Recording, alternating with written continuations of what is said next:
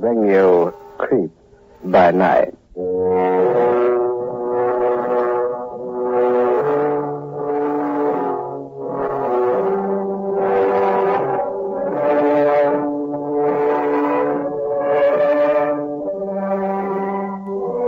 Blue Network presents the international star of stage and screen, the mastery of mystery, Boris Karloff, in Creep by Night.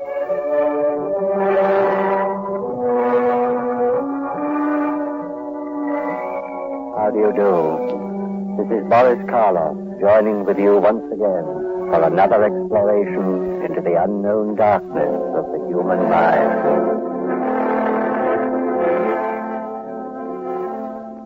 Tonight, our story illustrates in terrifying terms the oft-repeated theme of this program. There is no mystery greater than the mystery of the mind. It is for you to decide whether these weird and ghastly happenings were a figment of man's imagination or a tragic reality beyond man's understanding. Creep by Night presents Boris Karloff as Loomis Horton in The Hunt.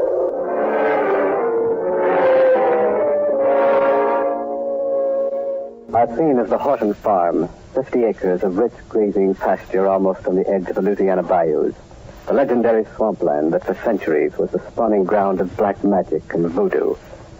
The night is warm and dark, its heavy silence broken only by the hum of insects, the chirping of crickets, and the occasional deep-throated croak of a bullfrog off in the swamp. Suddenly, the shadowed outline of a human figure appears at the edge of a cypress grove behind the weather-beaten Horton house, and a soft, whistled signal rides the still night air.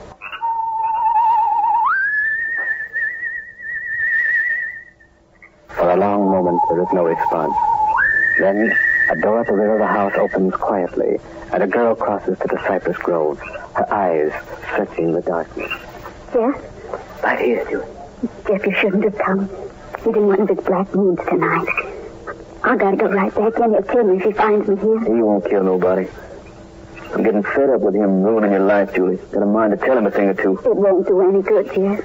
What rights he got keeping you from getting some fun out of living? That's what I want to know. He's my brother. That don't give him no right to pen you up. You ain't one of his stinking sheep. Jeff, please not so loud. He'll hear you. I don't much care if he does. Please, Jeff. I'll be the one to suffer. Oh, I'm sorry, Julie. It makes me mad clean through when I think of him treating you the way he does. I want to marry you, Julie, and take you away from here. The story's going around the village. What do you mean, Jeff? I don't like to say it, Julie, but the folks are talking about your brother Loomis. Talking? I don't understand. Well, Bud Peevely and Bill Mason come through here night before last hunting coon. Said they saw Loomis out in the east pasture, digging a grave. A grave? Yeah. He's burying something. You know what it was, Julie? Got any idea? No. I don't, Jeff. But what? Oh, I shouldn't be telling you this, Jeff. It won't go no further, Julie. Promise. Hope to die. Well, I heard Loomis talking with the hired man. I heard him say something comes out of the swamp at night. Out of the swamp? Yes. They don't know what it is. But come dark, Loomis hardly never goes without his shotgun. Sound like voodoo to me, Julie. I gotta take you away from here. It ain't healthy. Oh, you can't, Jeff. Not till I'm 18. Not for 2 months yet. How am I going to sit around for 2 months thinking about you shut up in a house with that crazy man? You got no right to say that, Jeff. I got every right. Digging graves at night. Burying Lord knows what and talking about things coming out of the swamp. I ought to say something to him about all this. You can say it right now. Oh. Evening, Miss Horton. Get back into the house, Julie. Hold on a minute, Mr. Horton. Get into the house. I'm going, Loomis. Bye, Jeff. Julie, wait. Let her go. You got no right treating her like you do. I got a right to do as I please. She's my sister and she's underage. Now get off my land and don't come back. If I catch you here again, I'll horsewhip you. I don't scare easy, Mr. Horton. No? Perhaps I got something in the house that may change your mind. I'll give you 5 minutes to get off my land. I'll leave when I'm good and ready, and not before. I'm going back indoors for a shotgun. And if you're still here when I come out again, you'll get a load of buckshot. Remember that.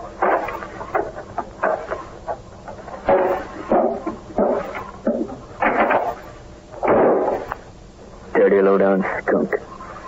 Just let me catch him once off his own land. Just once. I'll beat his ugly head off.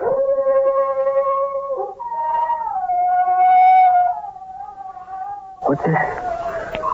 Sounds like a wolf. Only there ain't no wolves out here. No. There ain't a wolf crowd. Come closer. I'm sneaking through the cypress grove. I wonder what it is. Maybe I better...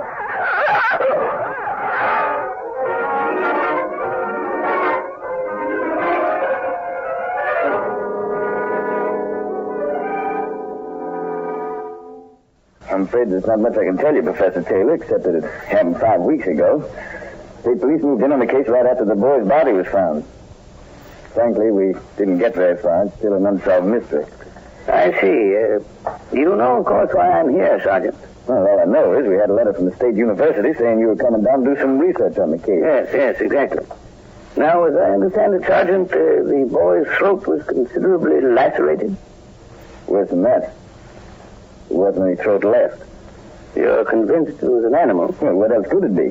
No human could rip the throat open like that. Were there any tracks? No, the ground was pretty hard. And what stopped us cold was our bloodhound couldn't pick up a trace of scent. No animal scent anyhow. How about human? Well, only the Hortons and the hired man Andrew. They don't count. Thing happened on Horton land, so naturally you'd expect it. Yes, of course. Tell me, this Horton you mentioned. Loomis Horton, his name is. Does he keep a dog? A savage dog? No, won't allow one on the place. We investigated the dog angle, but there isn't one like that in the whole parish. Curious. Very curious. Where is the Horton farm located, Sergeant? About 7 miles out of town. County road. Did the boy live or work there? No. According to Horton's story, Jeff Tuttle was calling on young Julie. She's Horton's sister. Jeff left about 9:30, and a few minutes later, Horton heard him screaming for help. Horton ran out the back of the house, found Jeff at the edge of a cypress grove. Saw him dead. Mm-hmm.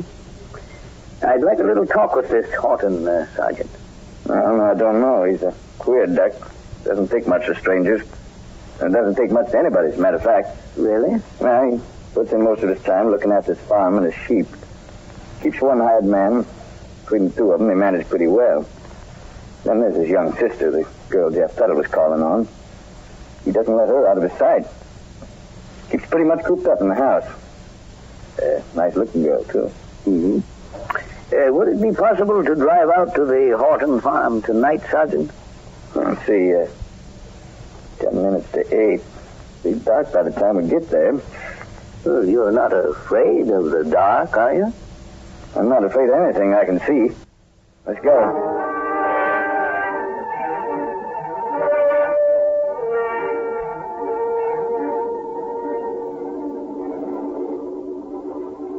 Is it much farther, Sergeant? About a mile. Professor, look at that. Look at what? They're ahead crossing the road. Is that a dog? Good grief. Speed up, Sergeant. Hurry before it's gone. Look how its eyes gleam in our headlights. A yellow fire. That's a dog. It's the biggest one I ever saw. I'm afraid it's no dog, Sergeant. Quick, swing to the left. Keep your lights on it. You notice anything? Starting to run, heading for the cypress grove. Yes, but notice the color, that peculiar gray. Gone. And the fangs, the pointed ears, the way it moved. Didn't it remind you of a wolf? Let's go after it. No, wait, Sergeant. No use. Not in this darkness. We never find it in that thick grove. Guess you're right. You really think it was a wolf? I said it reminded me of one. Well, we don't have wolves in this section, Professor. Yes, I know. Sergeant, I think it's time I told you the kind of research I intend doing. Do you know what lycanthropy is? No, can't say I do. Well, it's a form of madness, a disease of the mind. Those who are afflicted with it imagine they've turned into wild animals. They develop a taste for blood and often commit violence when the spasm seizes them. Once the seizure is over, they return to normalcy, with no knowledge of what occurred. Sounds pretty horrible. Yes, it is horrible. You understand there's no physical change except the deepening of the voice, as far as we know. What do you mean, as far as you know? Well, some authorities believe the disease may be so deeply rooted in certain human beings that when a spasm seizes them, their actual physical appearance is altered. They take on the form as well as the habits of wild beasts. They are called werewolves, men who turn into wolves. Right. Well, what's the matter, Sergeant? Why did you jump? It just kind of hit me. Bloodhounds not finding any animal scent, and that gray thing, we just saw running across the road. We mustn't leap to conclusions, Sergeant. No true werewolf has ever been found, although there are many alleged eyewitness accounts claiming that such creatures have been seen, particularly in the Balkan countries of Europe. Thus far, though, we have no positive scientific proof that werewolves really exist. Hope they don't. So do I, Sergeant. I devoutly hope so. But the case of this young man whose throat was torn out presents some aspects I'd like to investigate. I'm beginning to see what you're thinking about. I suggest we drive on to the Horton farm, Sergeant.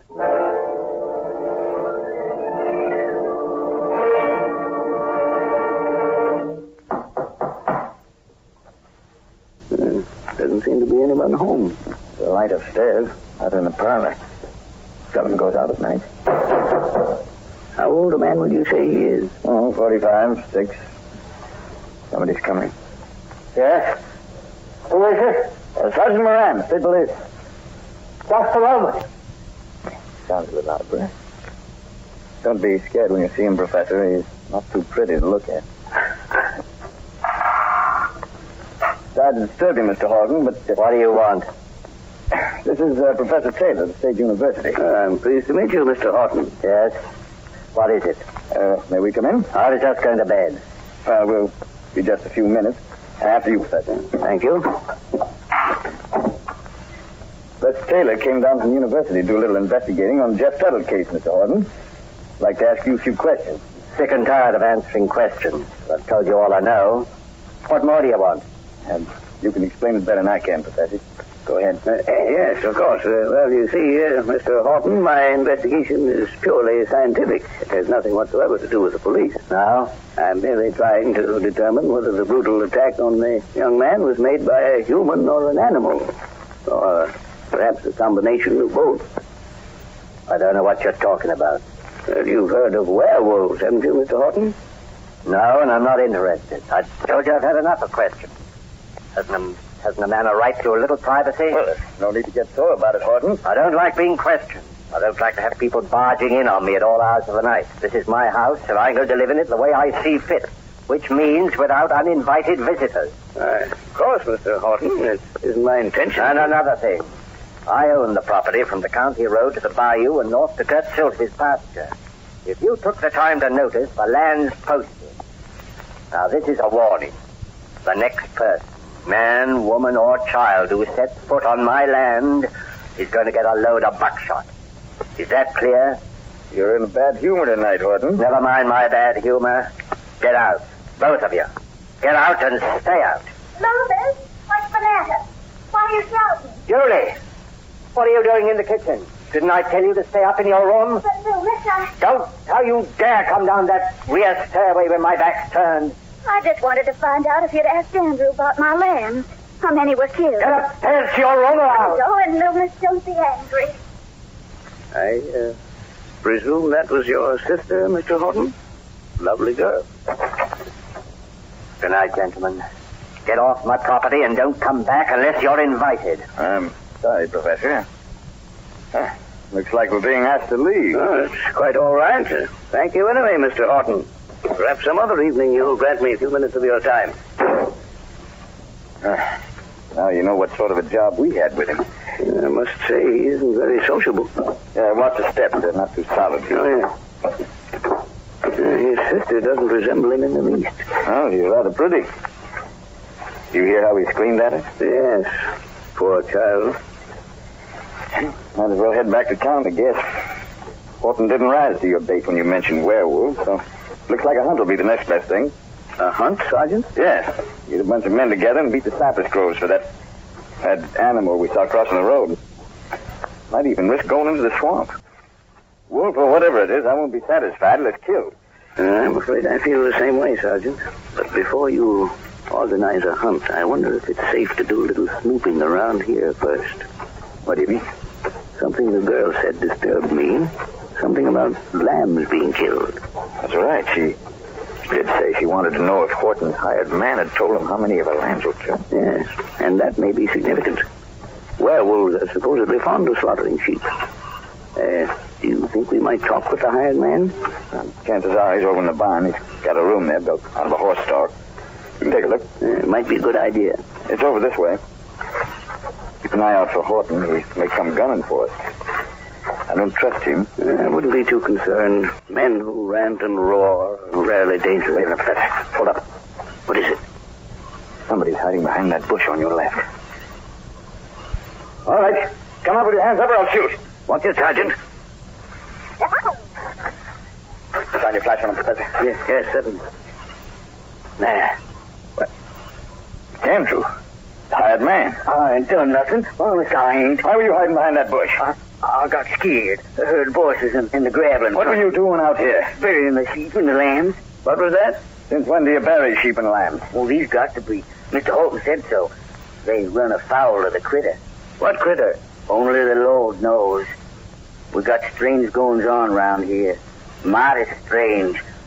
Always said 'twas too close to the bayou. Tain't healthy. Them swamps is full of things. Where are you burying the sheep, Andrew? Right over there.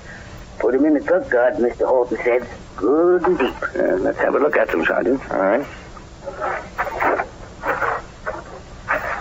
See? There they are. 4 ewes and 2 of Miss Julie's baby lambs. All with their throats torn out. Yeah. It's the critter from the swamps. Same one got Jeff Tuttle. When did this happen, Andrew? The lambs got took night before last. We lost 3 ewes on Sunday and 1 last night. Has it ever happened before? Been going on most 2 years. Not regular, though. Months will go by and the critter don't show up. Took a shot at him once, it did. When was this? Last spring. Seen him behind the pump house. Like to scared me half to death. The way his eyes glowed like a swamp fire. Wasn't time to draw no bead. Missed him, I guess. What did he look like, Andrew? Couldn't tell. Too dark. All I seen was his eyes glowing yellow. Might have been a sheep-killing collie, though. One of them wild ones. I very much doubt it. You're thinking of what we saw on the road tonight, Professor? That animal, whatever it was. Yes, if it was an animal. Why do you say that? Just look at these dead sheep. See where I'm flashing my light? Their back legs there. An ordinary animal would have nipped the legs and torn at their rumps. There's not a mark on them, except at their throats. Somebody's coming. Gravel's crunching. Must be Horton. Duck behind the bush, Professor. We don't want him to catch us here. Don't say anything, Andrew. Keep low. Here it comes.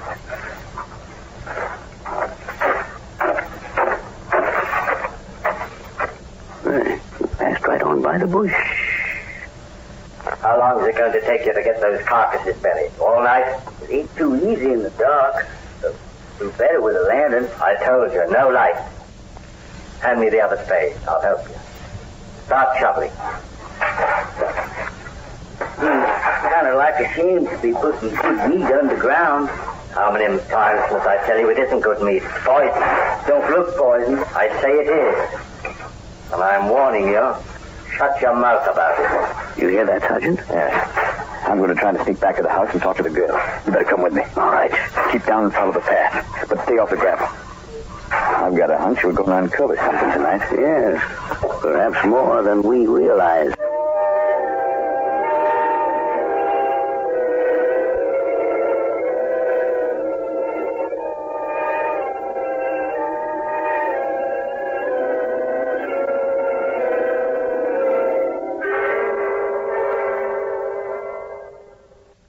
No.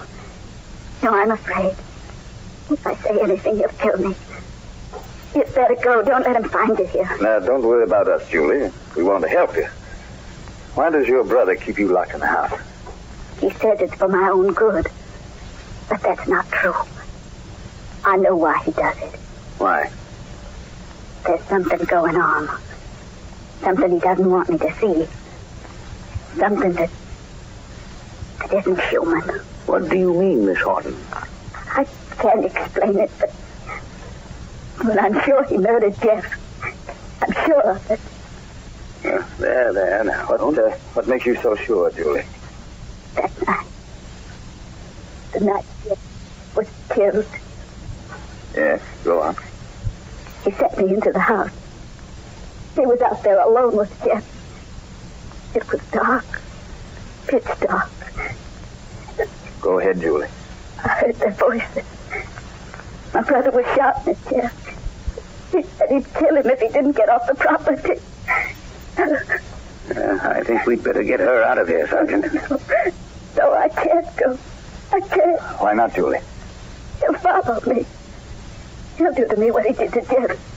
Sergeant, someone's coming. I hear footsteps on the front porch. All right, quick, get her out the back way. Take her to the car and wait for me there. You know where it's parked. The county road right at the entrance to the farm. Yes. Well, come, my dear. No, I'm afraid. There's nothing to be afraid of. Everything's going to be all right. Julie, where are you? She's gone, Horton. What are you doing here? I want to talk to you. Where's my sister? What have you done with her? I told you she's gone. Where is she? Answer me, where is she? You don't have to worry. She's safe. Safe? Tell me where she is. Horton, take it easy. She's with Professor Taylor. We're going to take her away from here. You're going to take her away. You're going to take her away. Over my dead body. Don't be a fool, Horton. Put that face down. Put it. Julie!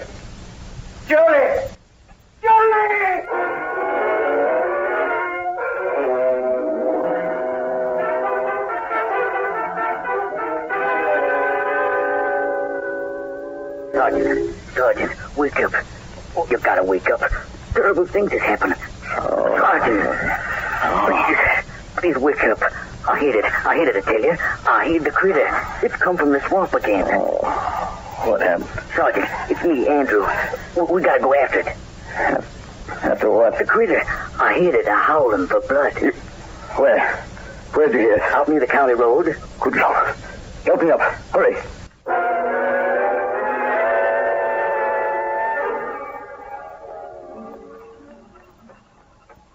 Are you sure Horton came this way, Andrew? Yep. I seen him running crazy like. Then I heard the howling like a wolf howl it was. Only worse. Never heard nothing scared me so. Froze my blood. How much further we have to go? Gate's up ahead. Road's just beyond there. Here, you take the flashlight. I'll handle the gun. Keep looking sharp. Don't worry. There's the gate. It's open. Bring your light. Yeah. Wait. Hold it. Lord, the mercy. What? It's Professor Taylor. Lying in the road and Horton standing over him. He's all covered with blood. Horton, get away from him. Get away or I'll let you have it. No. You got him. Professor, are you all right? Yes, I'm all right. Horton. He's dead. You're bleeding, Professor. Better get your doctor. No, wait. Across the road in the bushes near the cypress grove. What? Is it? It's the swamp critter. Shoot, Sergeant. Shoot into the brush. Don't let it get away. Think you got it. Good. Come on, Andrew. We'll take a look. Coming.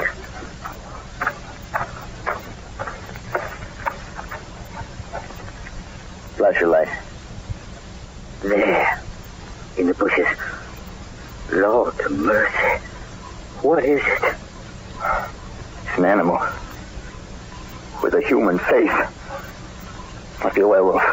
Dead, ain't it? Shot through the head. Yes. Come on back.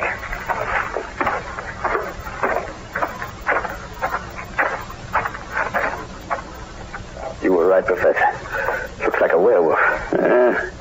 That's what it is. It attacked me. Horton fought it off. What? You mean he had nothing to do with it?